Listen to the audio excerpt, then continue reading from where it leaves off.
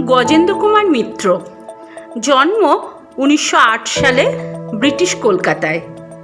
রবীন্দ্র উত্তর যুগের অন্যতম শক্তিশালী লেখক তিনি। কলকাতার কাছেই পৌষ ফাগুনের পালা এবং উপকণ্ঠে এই ট্রিলজি তাঁকে সাহিত্যের আসরে অমর করে রেখেছে। পাঞ্চজন্য, রাত্রির তপস্যা, স্বর্ণমৃগ, আদি আছে অন্ত নেই ইত্যাদি তার অপরাপর বিখ্যাত সাহিত্য কীর্তি। আমাদের আজকের গল্প উৎসর্গ তাঁরই লেখা, তাঁকেই উৎসর্গ করলাম। অভাব কিভাবে দুটো মানুষের প্রেমকে ভাসিয়ে নিয়ে যায় তারই অনবদ্য মর্মস্পর্শী কাহিনী এটি। কিন্তু সত্যিই কি অভাব অনটন তাদের আলাদা করতে পারে, নাকি আলাদা হয়েও প্রেম জেগে থাকে স্মৃতি এবং সত্তায়? আসুন শুরু করা যাক আজকের গল্প উৎসর্গ।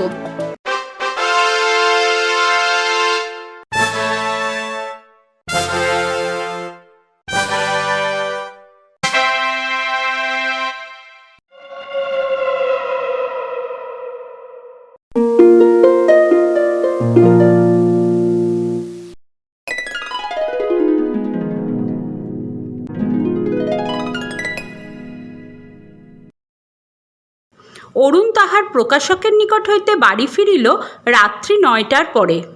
ক্লান্ত পদে তিনতলার সিঁড়ি ভাঙিয়া যখন নিজের ছোট্ট ফ্ল্যাটটিতে সে চাবি খুলিয়া ঢুকিল, তখন যেন আর আলো জ্বালিবার মতো দেহের অবস্থা নাই।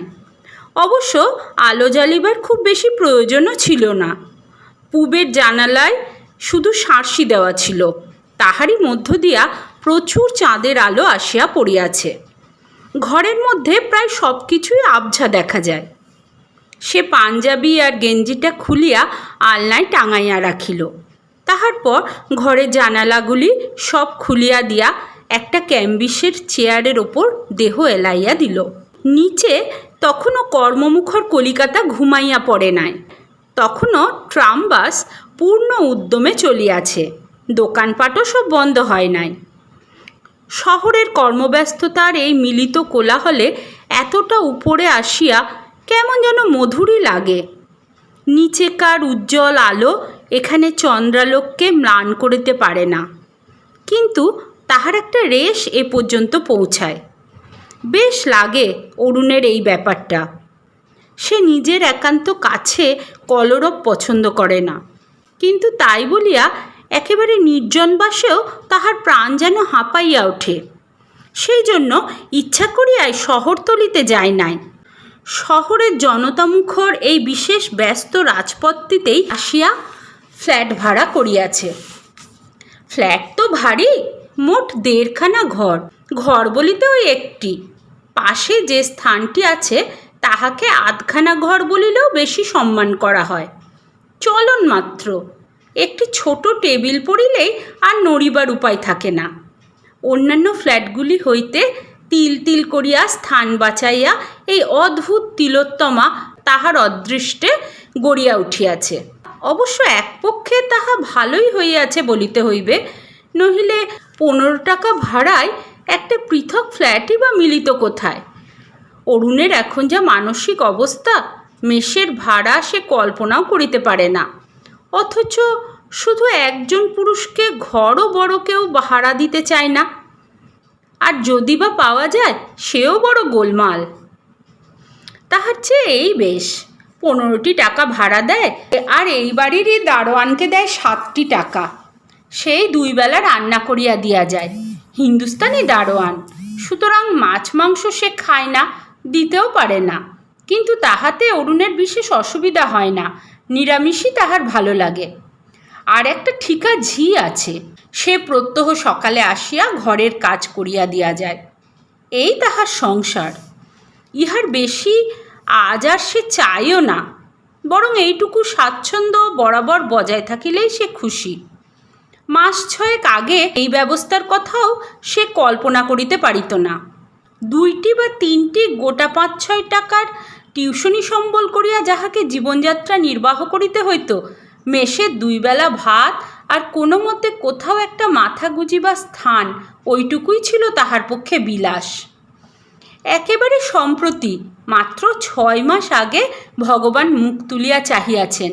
40 টাকা মাহিনার একটা মাস্টারি মিলিয়াছে এবং চাকরিটি টিকিয়া যাইবে বলিয়াই সে আশা করে। অন্তত সেই ভরসাতেই সে মাস 3 আগে এই ফ্ল্যাটটা ভাড়া লইয়াছে। অবশ্য শুধু মাস্টারই আজ তাহার একমাত্র অবলম্বন নয়।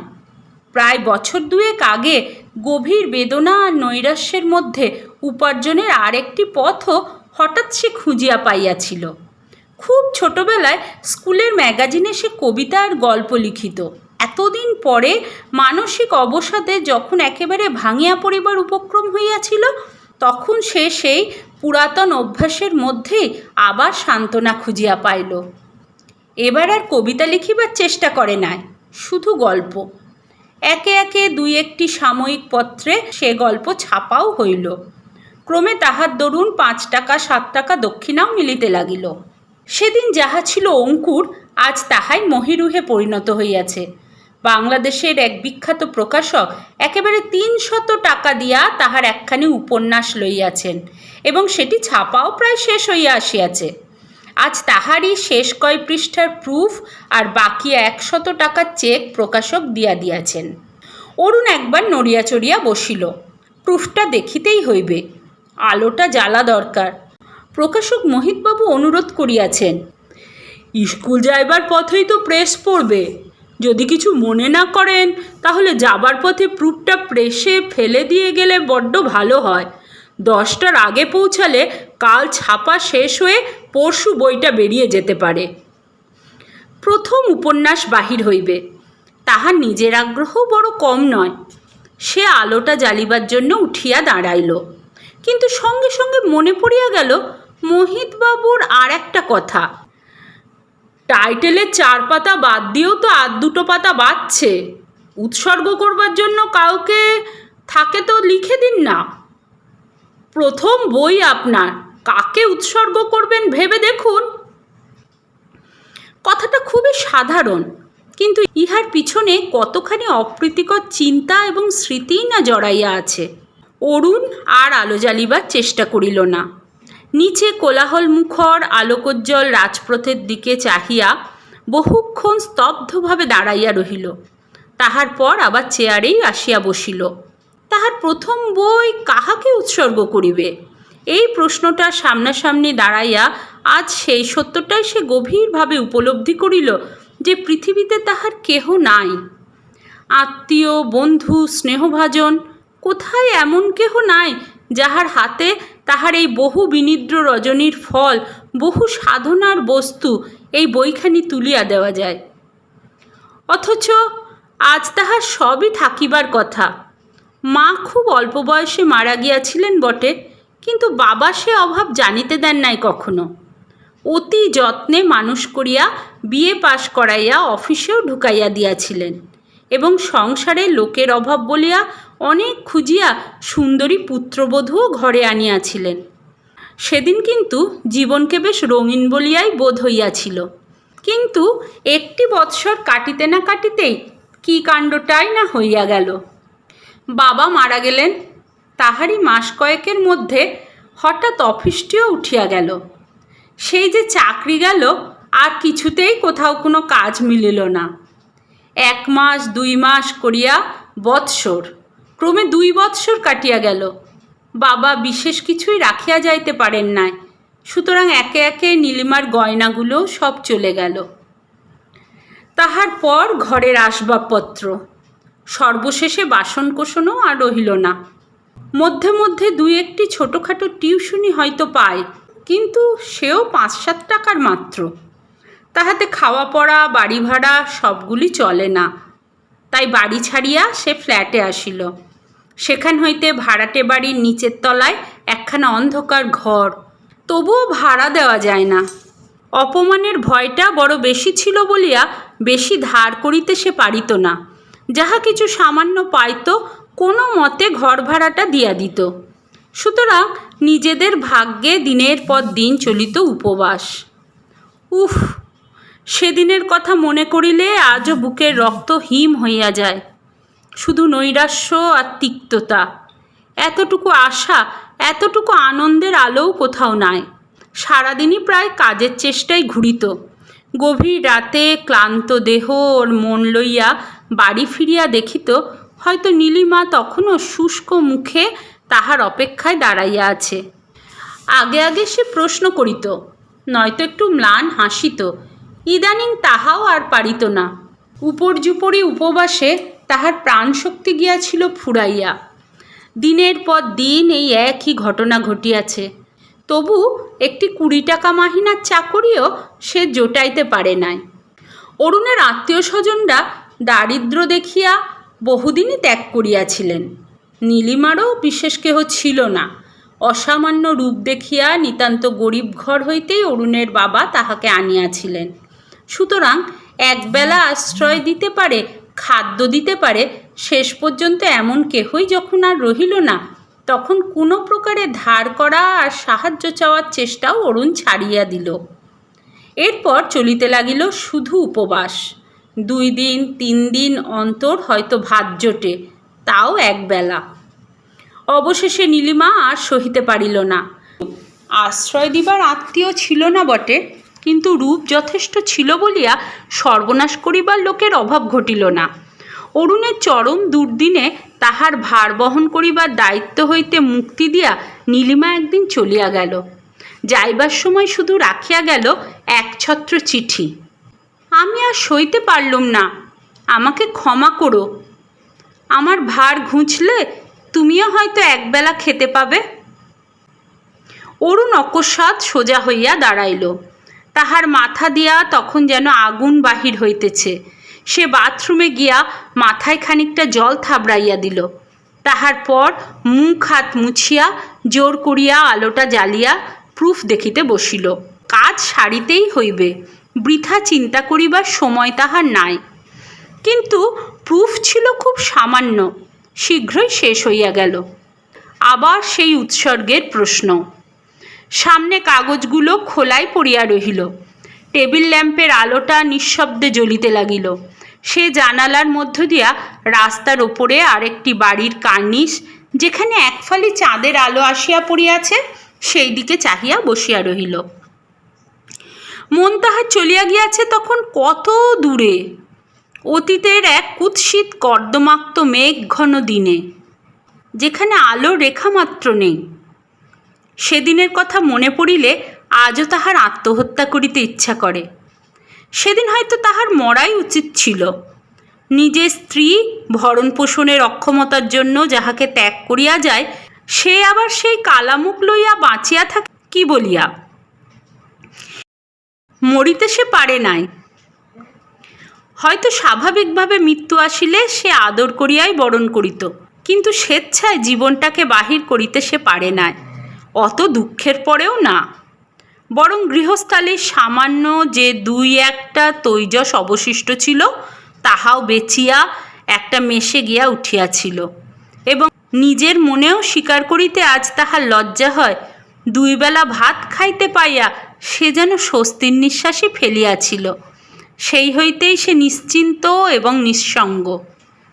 তাহার পর আবার একটু একটু করিয়া সে নিজের জীবিকার ব্যবস্থা করিতে পারিয়াছে। আজ বরং তাহার অবস্থা সচ্ছলই, কিন্তু এই সচ্ছলতা একদিন যাহার জন্য সবথেকে বেশি প্রয়োজন ছিল, দুঃখের ঘূর্ণাবর্তে তাহার সেই জীবনসঙ্গিনীই গিয়াছে হারাইয়া। আজ আর এ স্বাচ্ছন্দ্যের যেন কোনো মূল্যই নাই। কোথায় আছে সে? কে জানে, সুখে আছে কি আরও দুঃখে আছে, কাহার আশ্রয়ে আছে তাই বা কে জানে। সে কেমন লোক, হয়তোবা বাঁচিয়াই নাই। দুঃখে কষ্টে দারিদ্র্যে হয়তো অকালেই এ পৃথিবী থেকে বিদায় লইয়াছে। কথাটা ভাবিতেই অরুণের 2 চোখ অশ্রু পরিপূর্ণ হইয়া আসিল। বেচারি কত দুঃখই সহিল। আর কয়েকটা দিন ধৈর্য ধরিয়া থাকিলে হয়তো আর ইহার প্রয়োজন হইত না। আজ এই স্বাচ্ছন্দ্যের সেও অংশ হইতে পারিত। আজ আর তাহার প্রথম উপন্যাস কাহাকে উৎসর্গ করিবে সে প্রশ্ন উঠিত না। সে হয়তো আজও বাঁচিয়া আছে, অথচ এ সমস্যার মীমাংসা করিতে পারিতেছে না অরুণ কিছুতেই। নীলিমাকেই সে উৎসর্গ করিবে নাকি শেষ পর্যন্ত, কুলোত্যাগিনী স্ত্রীকে? দোষ কি? চিন্তাটা মাথায় আসিবার সঙ্গে সঙ্গে সে যেন অস্থির হইয়া উঠিল। চুপ করিয়া বসিয়া থাকিতে না পারিয়া সংকীর্ণ ঘরের মধ্যেই পায়চারি শুরু করিয়া দিল। বেচারি নীলিমা, তাহারই বা অপরাধ কি? কি কর্মটাই না করিয়াছে সে? দিনের পর দিন নিরম্বু উপবাস করিয়াছে, লজ্জা নিবারণের কাপড়টুকু পর্যন্ত জোটে নাই। বহুদিন তাহাকে গামছা পরিয়া একমাত্র ছেঁড়া কাপড় শুকাইয়া লইতে হইয়াছে। তবু সে গঞ্জনার একটি শব্দও মুখ দিয়া উচ্চারণ করে নাই, কোনো প্রকার অনুযোগ করে নাই। আবার স্বামী খাইবে বলিয়া সঞ্চয় করিয়া রাখিয়াছে। শেষ পর্যন্ত যদি সে একদিন দুর্বল হইয়া পড়িয়াই থাকে, তো এমন কিছু অপরাধ তো নয়।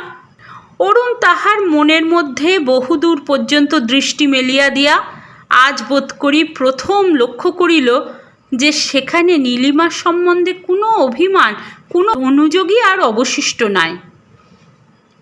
হয়তো আছে বেদনাবোধ, কিন্তু তাহার জন্য দায়ী তাহার নিজেরই অদৃষ্ট। যতদিন নীলিমাকে সে পাইয়াছে, কখনো কোনো অভিযোগের কারণই সে ঘটিতে দেয় নাই। স্নেহে, প্রেমে, সেবায়, লীলাচাঞ্চল্যে পরিপূর্ণ তাহার এই কিশোরী বধূর কথা মনে পড়িলে আজও সারা দেহে রোমাঞ্চ হয়। এমন দুর্ভাগ্য খুব কম লোকেরই হয় বটে, কিন্তু এমন সৌভাগ্যও কদাচিৎ দেখা যায়। সেই নিশ্চিন্ত জীবনযাত্রার এক একটি বিনিদ্র রজনীর যে মধুর স্মৃতি তাহার মনের মধ্যে সঞ্চিত আছে, শুধু সেইগুলি অবলম্বন করিয়াই তো একটা জীবন স্বচ্ছন্দে কাটিয়া যাইতে পারে। তবে তাহার কি কোনো মূল্যই নাই? সেজন্য কোনো কৃতজ্ঞতাও নাই? অরুণের নিজের দোষে, অসীম দুঃখের ফলে, একটি মুহূর্তের দুর্বলতায় যদি তাহার পদস্খলনই হইয়া থাকে, তো সেইটাই কি সে মনের মধ্যে বড় করিয়া রাখিবে? আর অতখানি প্রেম, অতখানি নিষ্ঠা সব ব্যর্থ হইয়া যাইবে? না, মনের এই দুর্বলতা, এই অন্যায় সংস্কারকে সে কিছুতেই প্রশ্রয় দিবে না। নীলিমাকেই সেই প্রথম বই উৎসর্গ করিবে। নিচে যখন রাজপথ জনবিরল হইয়া গিয়াছে, দোকানপাটগুলি বন্ধ হওয়ার সঙ্গে সঙ্গে রাস্তার আলোও হইয়া উঠিয়াছে ম্লান। শহরের অশান্ত বিক্ষুব্ধতার ওপরে যেন চমৎকার একটি সুষুপ্তি নামিয়া আসিয়াছে। সমস্তটা মিলিয়া একটা করুণ অথচ মধুর শান্তি। সে খানিকটা যেন কিসের আশায় কান পাতিয়া দাঁড়াইয়া রহিল। পাশের ফ্ল্যাটে তখনও স্বামী স্ত্রীর আলাপের গুঞ্জন শোনা যাইতেছে। নিচে কোথায় একটা ছেলে কাঁদিতেছে এক টানা সুরে, আর সব শান্ত, স্তব্ধ। সে একটা দীর্ঘ নিঃশ্বাস ফেলিয়া ফিরিয়া আসিয়া আবার চেয়ারে বসিল। তাহার পর দৃঢ় হস্তে প্রুফের কাগজগুলো টানিয়া লইয়া উৎসর্গ পৃষ্ঠাটি লিখিয়া দিল। বেশি কিছু নয়, শুধু শ্রীমতী নীলিমা দেবী, কল্যাণী আশু। পরের দিন সন্ধ্যাবেলায় বই বাহির হইয়া গেল। প্রকাশক মোহিতবাবু এক কপি হাতে করিয়া রাতে আসিলেন রক্ষিতার বাড়ি। ওপরে উঠিয়া তাহার সামনে বইখানা ফেলিয়া দিয়া কহিলেন, এই নাও, তোমার সেই বই বেরিয়েছে। সে বসিয়া কি একটা বুনিতেছিল, তাড়াতাড়ি সেগুলি নামাইয়া রাখিয়া সাগ্রহে বইটা তুলিয়া লইল। চমৎকার বাধায় ওপরে রঙিন ছবি, তাহারই মধ্যে ঝকঝক করিতেছে বই আর লেখকের নাম। খানিকটা নাড়িয়া চাড়িয়া বইটা বিছানার পাশে একটা টিপয়ের ওপর সযত্নে রাখিয়া দিয়া সে উঠিয়া মোহিতবাবুর স্বাচ্ছন্দ্যের তদবিরে মন দিল। চাদর আর জামাটা খুলিয়া তাহার হাতে দিতে দিতে মোহিতবাবু বলিলেন, বাবা, বাঁচলাম, যা তাগাদা তোমার!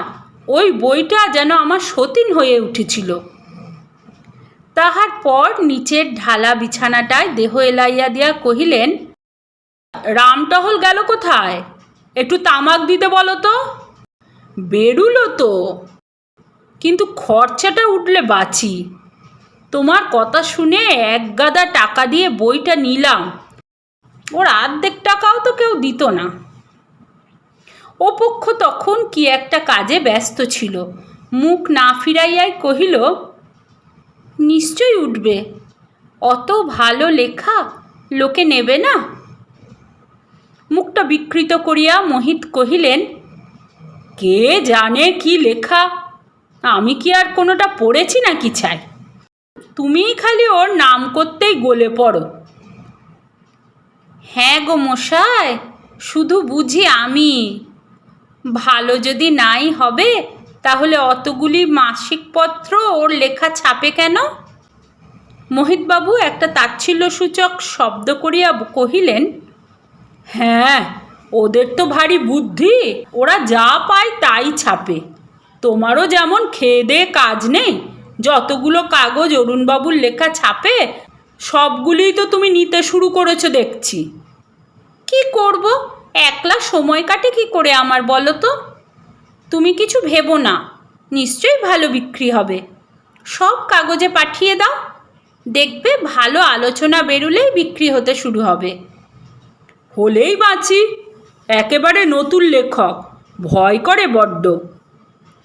মোহিতবাবু খানিকটা চোখ বুজিয়া পড়িয়া রহিলেন। একটু পরে রামটহল তামাক দিয়া যাইতে উঠিয়া বসিয়া গড়গড়ার নলটা হাতে তুলিয়া লইয়া কহিলেন, হ্যাঁ, আর একটা ভারী মজার ব্যাপার বলতে ভুলে গেছি, শুনেছ? ওর বইয়ের নামও নাকি নীলিমা। নীলিমা হেঁট হইয়া জলখাবারের থালা রাখিতেছিল। অকস্মাৎ তাহার হাতটা কাঁপিয়া উঠিল। প্রশ্ন করিল, কে বলেছে? মোহিতবাবু জবাব দিলেন, ওই দেখো না, বইটা খুলে দেখো না, উৎসর্গ করেছেন তো তারই নামে। নীলিমা তাড়াতাড়ি বইটা খুলিয়া উৎসর্গ পৃষ্ঠাটা বাহির করিল।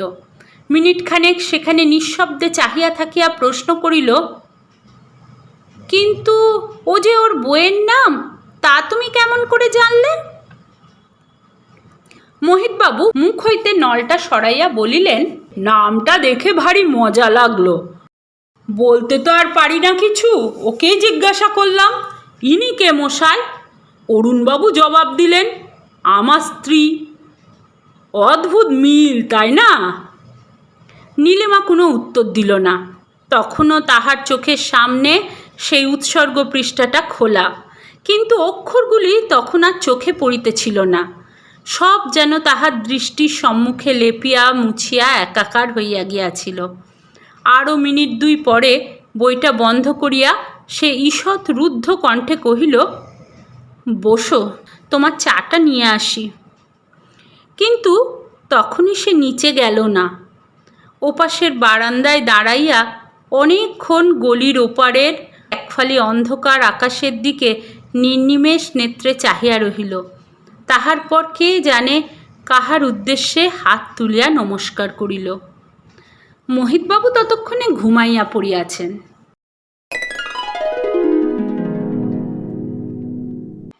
এতক্ষণ আপনারা শুনছিলেন গজেন্দ্র কুমার মিত্রের লেখা ছোট গল্প উৎসর্গ। গল্পপাঠ যদি আপনাদের ভালো লেগে থাকে তাহলে আমাদের চ্যানেলটি সাবস্ক্রাইব করে পাশে থাকবেন। গল্পটি আপনাদের কেমন লাগলো তা কমেন্টসে লিখে জানাবেন। সামনের শুক্রবার ঠিক সন্ধ্যে 7টায় হাজির হয়ে যাব ভিন্ন স্বাদের নতুন একটি গল্প নিয়ে। ভালো থাকবেন, সুস্থ থাকবেন, আনন্দে থাকবেন, শুনতে থাকবেন বং গল্পসাথী। ধন্যবাদ।